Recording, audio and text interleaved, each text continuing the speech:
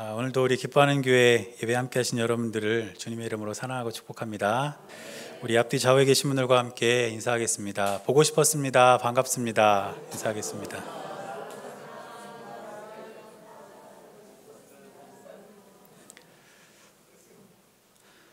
네, 찬양 너무 감사합니다. 저도 큰 은혜 받았습니다. 무엇보다 우리 권사님 찬양 그 가사 나는 선한 주님을 믿네, 그것이 우리 권사님의 고백뿐 아니라 저와 여러분들의 고백이 될 수 있기를 바랍니다. 우리가 지금 광야를 걷다 이런 주제로 함께 말씀을 나누고 있는데 오늘 이제 네 번째 시간입니다. 우리가 지난 시간까지 3주 동안 함께 말씀을 좀 나눴는데요. 한번 지도를 보면서 이스라엘 백성들이 어떻게 지금까지 거쳐왔는지 한번 보겠습니다. 가장 먼저 이제 이스라엘 백성들이 고센 땅에서 애굽을 탈출하게 되죠. 그렇게 해서 에담강에 이르렀을 때 구름 기둥과 불 기둥으로 하나님께서 그들의 갈 길을 인도를 해주십니다. 그런 다음 그들이 가장 먼저 만나게 된 장애물이 무엇이냐면 홍해였습니다. 그래서 홍해가 하나님의 은혜로 갈라지게 되고 또 그 홍해를 마른 땅같이 건너는 그런 기적을 경험하게 되죠. 그런 후에 다시 수르 광야로 들어가서 3일을 헤맨 끝에 마라에 도착하게 되는데 이게 우리 지난주에 살펴봤던 내용입니다. 마라의 쓴물을 단물로 바꿔주시는 그런 하나님의 기적을 또한 경험하게 됩니다. 그런 다음에 이스라엘 백성들이 간 곳이 어디였냐면 엘림이었습니다. 그리고 그 엘림에서 장막을 쳤다가 다시 여정을 시작하게 되면서 오늘 우리가 읽은 본문 신광야로 들어오게 되는 것을 볼 수가 있습니다. 그런데 오늘 본문의 1절 말씀을 보면 다음과 같이 기록하고 있는 것을 볼 수가 있습니다. 이스라엘 자손의 온 회중이 엘림에서 떠나 엘림과 시내산 사이에 있는 신광야에 이르니 애굽에서 나온 후 둘째 달 15일이라 이렇게 기록하고 있는데, 애굽에서 나온 후 둘째 달 15일이 되었다는 것은 무슨 뜻이냐면 이제 애굽에서 나온 지 약 한 달 정도 지났다는 의미가 됩니다. 그런데 이어지는 2절 말씀을 보면 백성들이 모세와 아론을 향해서 원망을 하기 시작해요. 지금 원망을 하기 시작했다는 것은 뭔가 문제가 생겼다는 것인데 그 문제가 뭐냐면 바로 먹을 것에 대한 문제였습니다. 그러니까 처음에 애굽을 탈출할 때는 먹을 것을 챙겨가지고 나왔지만 한 달 정도 광야를 이렇게 돌아다니면서 자신들이 챙겨왔던 먹을거리가 다 떨어지니까 광야에서 굶어 죽게 된 겁니다. 그러니까 이제 백성들은 모세와 아론을 향해서 원망을 쏟아내기 시작하는데 그 원망을 쏟아내면서 과장하면서까지 모세와 아론에게 원망과 불평을 계속해서 쏟아내는 것을 볼 수가 있습니다. 그래서 3절 말씀을 보니까 백성들은 이렇게 이야기합니다. 이스라엘 자손이 그들에게 이르되 우리가 애굽 땅에서 고기 가마 곁에 앉아있던 때와 떡을 배불리 먹던 때에 여호와의 손에 죽었더라면 좋았을 것을 너희가 이 광야로 우리를 인도해내어 이 온 회중이 주려 죽게 하는도다. 지금 이스라엘 백성들이 말하는 건 뭐냐면 우리가 애굽에 있을 때는 고기 가마 곁에 앉아 있었다. 그리고 떡을 배불리 먹을 때가 있었다. 그런데 너희가 지금 우리를 이곳으로 끌어내어서 결국 광야에서 죽게 하는 거냐 이러면서 원망하고 있었다는 것이죠. 그런데 사실 이 말은 과장입니다. 왜냐하면 애굽에서도 고기는 귀족들만 먹을 수 있는 그런 음식이었고 그것도 이방 우상신들에게 제사를 드린 다음에 그 제사 드린 음식을 먹을 때나 배불리 먹을 수 있었지 그냥 일반 사람들은 고기를 배불리 먹을 수 있는 그런 상황이 아니었습니다. 그런데 왜 백성들이 이렇게 과장해서 모세와 아론에게 불평을 쏟아내냐면 모세와 아론에게 더 큰 책임을 지게 하려고, 그리고 더 큰 불평과 원망을 쏟아내는 하나의 구실을 얻기 위해서 이러한 이야기를 하고 있는 것입니다. 그런데 이런 백성들의 원망을 들으신 하나님께서는 모세에게 백성들을 위해서 하늘에서 양식을 비같이 내려주시겠다는 놀라운 약속을 해주고 계십니다. 그래서 오늘 본문의 4절 말씀을 보니까 다음과 같이 기록합니다. 그때 여호와께서 모세에게 이르시되 보라 내가 너희를 위하여 하늘에서 양식을 비같이 내리리니 백성이 나가서 일용할 것을 날마다 거둘 것이라. 이같이 하여 그들이 내 율법을 준행하나 아니하나 내가 시험하리라. 이렇게 말씀하셨습니다. 하나님께서는 먹을 것이 없다고 불평하는 이스라엘 백성들을 향해서 그들을 책망하거나 그들을 벌하는 것이 아니라 오히려 내가 양식을 하늘에서 비같이 내려주겠다라고 약속하셨던 것입니다. 그런데 하늘에서 내리는 이 양식은 단순히 이스라엘에게 먹을 것을 챙겨주겠다 정도의 의미로 끝나는 것이 아니라 그 하늘에서 내리는 양식에는 몇 가지 의미가 담겨 있고 신앙적인 교훈들이 담겨 있습니다. 그래서 오늘 본문을 통해서 하나님께서 하늘에서 내려주시는 그 양식에 어떤 의미가 있고 또 우리는 이 말씀을 통해 어떤 신앙적인 교훈을 얻을 수 있을지 함께 은혜를 나누고자 합니다. 먼저 하늘에서 내리는 양식에는 섬세하신 하나님의 배려가 있다는 것을 우리는 꼭 기억해야 될 줄로 믿습니다. 제가 말씀을 준비하면서 본문 말씀을 묵상을 하는데 하나님께서는 기적을 베풀어 주시면서도 그 기적의 대상이 되는 사람들에게 굉장히 섬세하게 배려해 주고 계신다는 것을 깨닫게 되었습니다. 먼저 오늘 우리가 읽은 본문의 내용을 이렇게 쭉 살펴보면 어떤 식으로 기록이 되어 있냐면 이스라엘 백성들이 먹을 것이 없다는 이유로 불평과 원망을 쏟아놓습니다. 그리고 그 원망과 불평을 들으신 하나님께서는 모세에게 내가 백성들을 위해서 먹을 것을 하늘에서 양식을 내려주겠다 이렇게 약속하셨습니다. 그런 다음에 이 약속의 말씀을 들은 모세가 백성들 앞에서 그 이야기를 당당하게 선언합니다. 그러니까 모세의 입장에서 얼마나 기분이 좋았겠습니까? 백성들이 먹을 게 없다고 원망하고 불평하는 상황 속에서 어찌할 바를 모르고 있을 때 하나님께서 자기에게 나타나셔서 내가 하늘에서 양식을 내려주겠다 이렇게 말씀하시니까 모세의 마음이 얼마나 기쁘고 들떴겠어요.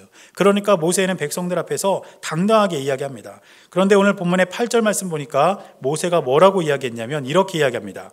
모세가 또 이르되 여호와께서 저녁에는 너희에게 고기를 주어 먹이시고 아침에는 떡으로 배불리시리니 이는 여호와께서 자기를 향하여 너희가 원망하는 그 말을 들으셨음이라. 우리가 누구냐? 너희의 원망은 우리를 향하여 함이 아니요 여호와를 향하여 함이로다. 지금 모세가 백성들 앞에서 큰 소리 친 거예요. 하나님께서 우리를 위해서 양식을 주실 것이다 이렇게 큰 소리를 쳤는데 이 말씀을 자세히 들여다보면 굉장히 당황스러운 말씀입니다. 왜냐하면 모세가 백성들에게 이야기할 때 저녁에는 무엇을 주어서 먹게 할 것이라고 했나요? 고기, 그렇죠? 또 아침에는 뭘 주시겠다고 했죠? 떡. 저녁에는 고기로, 아침에는 떡으로 너희들을 배부르게 하실 것이다 이렇게 백성들에게 아주 당당하게 선언을 했다는 거예요. 그런데 하나님은 모세에게 고기와 떡을 주시겠다고 약속한 적이 없다는 겁니다. 하나님이 백성들에게 그리고 모세에게 약속하신 것은 무엇이냐면 하늘에서 양식을 비같이 내려주시겠다 이렇게만 약속하신 것이지 고기와 떡을 주겠다고 약속한 적이 없어요. 그런데 모세는 백성들 앞에서 뭐라고 이야기한 겁니까? 하늘에서 고기와 떡이 너에게 내려올 것이다 이렇게 지금 이야기를 해버렸다는 것이죠. 제가 말씀을 묵상하면서 이런 생각을 해봤습니다. 만약에 하나님께서 이스라엘 백성들에게 양식을 내려주시려고 작정을 하시고 준비하신 것이 고기와 떡이 아니었다면, 예를 들어서 감자와 과일을 준비하셨다는 거예요, 하나님이. 그래서 아침에는 감자를 하나님께서 하늘에서 막 내려주시고 저녁에는 온갖 과일을 하늘에서 쏟아 부어 주셔가지고 백성들을 배부르게 하려고 하나님이 딱 작정을 하고 계셨다는 거예요.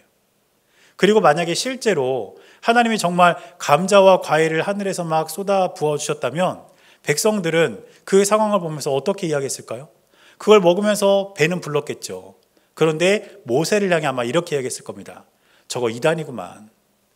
아니 하나님이랑 자기가 뭐 통하는 것처럼 이야기하고 우리를 뭐 애굽에서 끌어내고 이러더니 하나님이 고기와 떡을 주시겠다고 큰 소리 쳤는데 이게 뭐야? 하나님이 주신 건 고기와 떡이 아니라 감자와 과일이잖아. 저 사람 저거 사입이야, 이단이야. 우리는 이제 저 사람 따라가면 안 돼. 아마 이런 일이 벌어졌을 거예요. 하나님은 모세가 사고 친 것을 수습해 준 거 아닙니까? 하나님은 먼저 고기와 떡을 주겠다고 말씀하신 적이 없는데 모세가 백성들이 원한 그것을 하나님이 주실 것이라고 이야기를 하니까 하나님은 모세가 이야기한 그것을 그대로 백성들에게 주셨다는 겁니다. 그래서 오늘 본문의 12절을 보면 하나님께서는 이렇게 말씀하십니다. 내가 이스라엘 자손의 원망함을 들었노라. 그들에게 말하여 이르기를 너희가 해질 때에는 고기를 먹고 아침에는 떡으로 배부르리니 내가 여호와 너희의 하나님인 줄 알리라 하라 하시니라. 만약에 모세는 떡과 고기를 주실 것이라고 백성들에게 이야기를 했는데 하나님이 다른 것을 주셨다면 어떻게 되었을까요? 모세의 리더십과 권위는 큰 상처를 입었을 겁니다. 앞으로도 이스라엘 백성들을 이끌고 가나안 땅으로 계속해서 나아가야 하는데 모세가 만약에 말한 그대로 하늘에서 내리지 않았다면 모세의 리더십은 백성들에게 의심을 받았을 것이고 더 이상 이스라엘 백성들을 이끌고 나아갈 명분을 많이 잃어버렸을 거예요.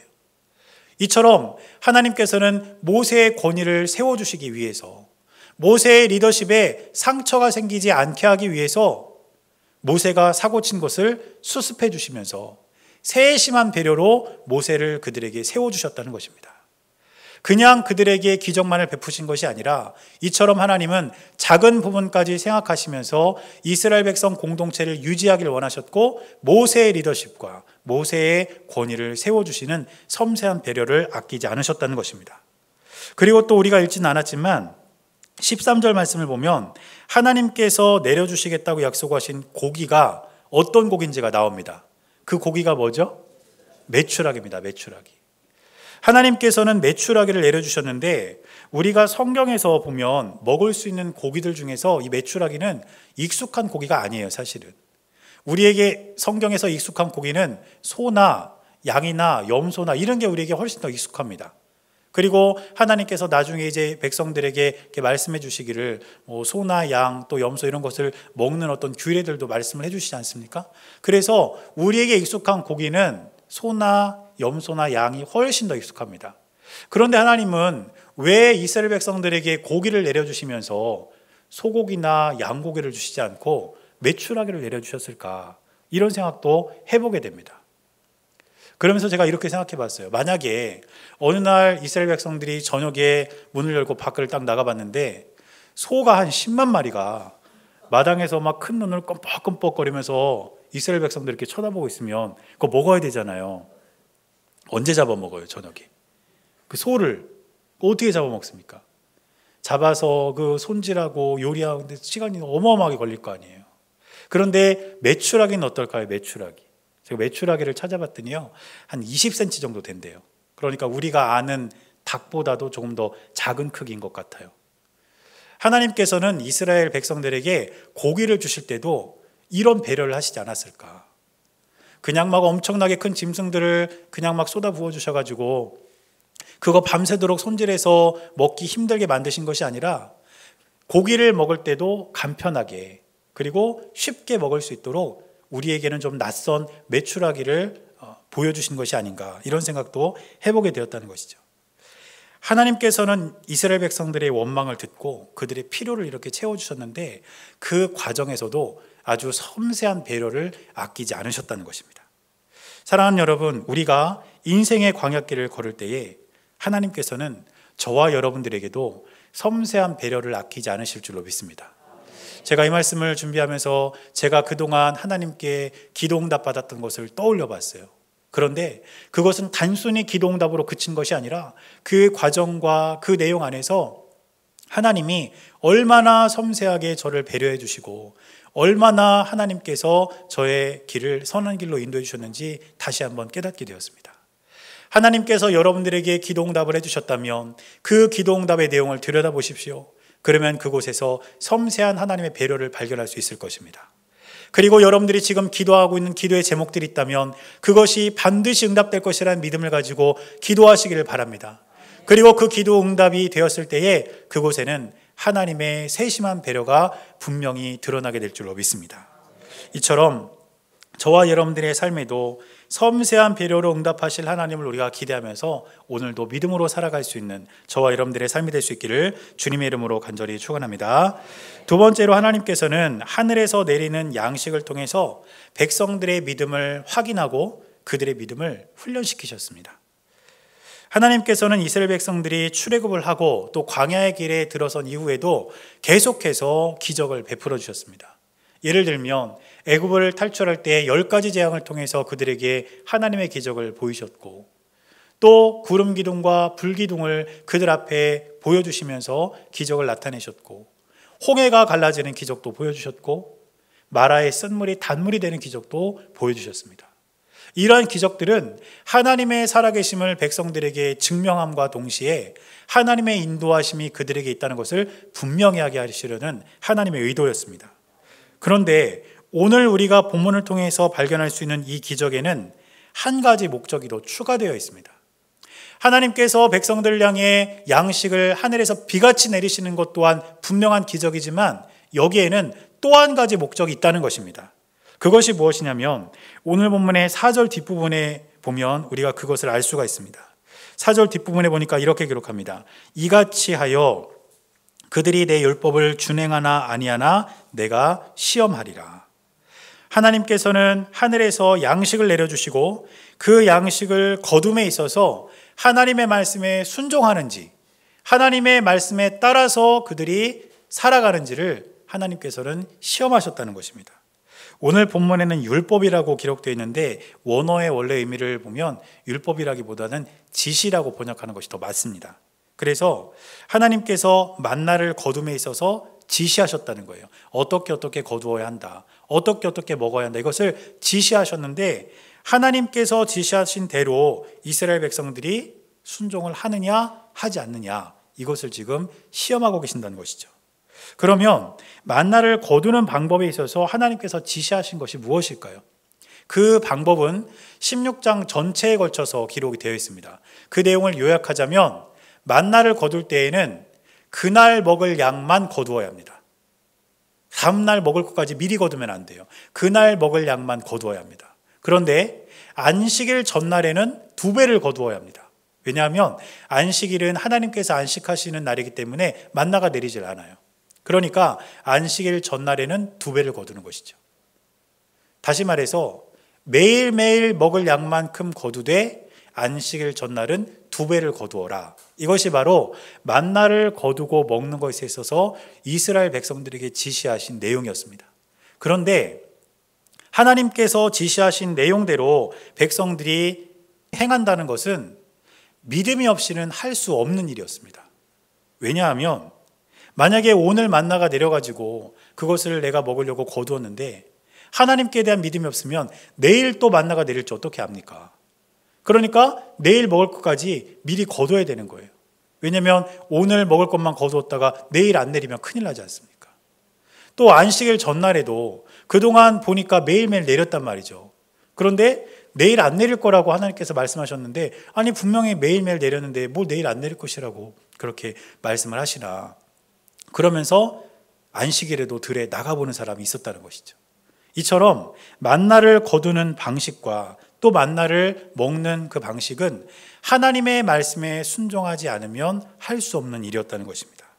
그래서 하나님께서는 만나를 이스라엘 백성들에게 주시면서 하나님의 말씀대로 순종을 하는지 그들의 믿음을 시험하고 그들의 믿음을 훈련하기를 원하셨다는 사실입니다. 이스라엘 백성들에게 광야는 단지 하나님의 기적만 바라고 걸어가는 곳이 아니라 믿음을 훈련하는 장소였습니다. 하나님께서는 이미 몇 차례의 기적을 통해서 하나님의 살아계심을 이스라엘 백성들에게 보여주시지 않으셨습니까? 그리고 그 다음에 하나님께서 하신 일이 무엇이냐면 그들의 믿음을 훈련시킨 거예요. 내가 지금까지 너희들에게 보여줬으니까 이제 너희가 그 믿음을 나한테 한번 보여봐라. 내가 말하는 대로, 내가 너에게 지시하는 대로 너희가 한번 따라하면서 순종하면서 광야의 길을 걸어라. 이것이 하나님의 말씀이었고 이스라엘 백성들을 향한 하나님의 마음이었습니다. 그렇기 때문에 만나가 내리는 아침은 이스라엘의 믿음이 자라는 시간이었고 그 만나를 먹으면서 오늘 먹을 양식을 주신 분이 하나님이라는 믿음이 그들의 마음속에 생기고 내일 것을 염려하지 않아도 또 주실 것이라는 믿음이 그 안에서 자라는 것, 그 자리가 바로 광야였다는 것입니다. 사랑하는 여러분, 우리가 걷는 인생의 광야 또한 믿음을 훈련하는 시간이고 믿음을 훈련하는 장소인 줄로 믿습니다.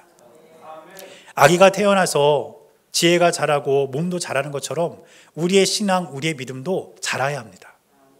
하나님께서 여러분들에게 보여주신 여러 가지 은혜들을 기억하면서 우리가 하나님께 예배를 드리고 말씀을 읽고 기도하고 찬양하고 그렇게 우리 인생의 광야길을 살아가면서 우리의 믿음 또한 조금씩 자라가는 것이 하나님의 마음에 합한 일이라는 것을 반드시 기억할 수 있는 저와 여러분들의 삶이 될 수 있기를 축복합니다.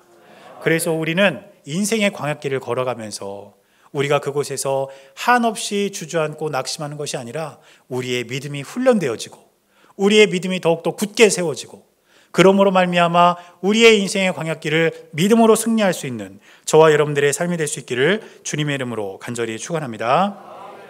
마지막으로 한 가지를 더 살펴본다면 하늘에서 내리는 양식은 값없이 주시는 하나님의 선물입니다. 하나님께서 하늘에서 양식을 내리시면서 이스라엘 백성들에게 어떤 대가도 요구하지 않으셨어요. 내가 너희들에게 양식을 줄 테니까 너는 나에게 이것을 다오. 이런 양식에 대한 대가를 요구하지 않으셨다는 것입니다. 그래서 이스라엘 백성들은 만나와 메추라기를 얻기 위해서 어떤 대가도 어떤 삭도 치를 필요가 전혀 없었다는 것입니다. 그런데 우리가 가만히 생각해 보면 하나님께서 우리에게 주신 것에 대해서도 값없이 주신 것이 얼마나 많은지 모릅니다. 제가 가끔 이렇게 전도를 하다 보면 종종 이런 분이 있어요. 예수가 밥 먹여주냐?